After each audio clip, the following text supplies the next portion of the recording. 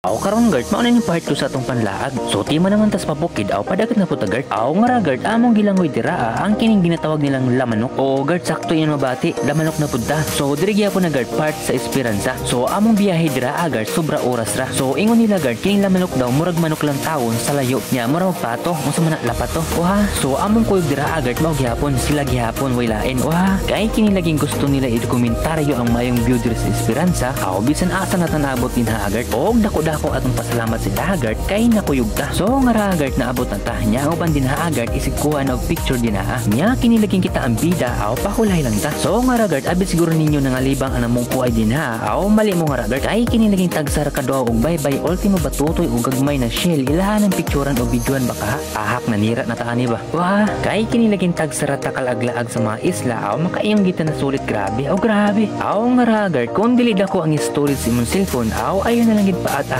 kuyog kay sure ma-full storage na. Pero nga Hagard kung makita ninyo medyo gamay ang puzzle o sandbar din ha.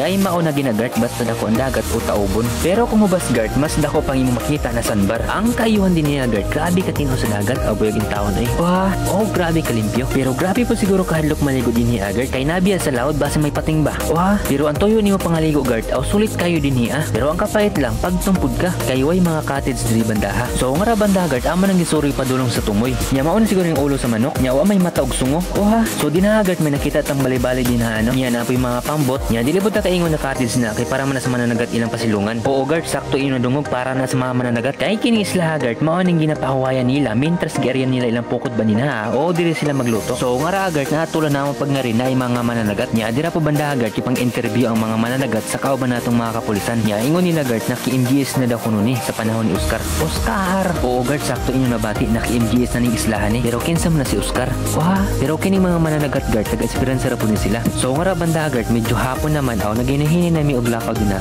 Kay medyo layo-layo pa biya. Wah.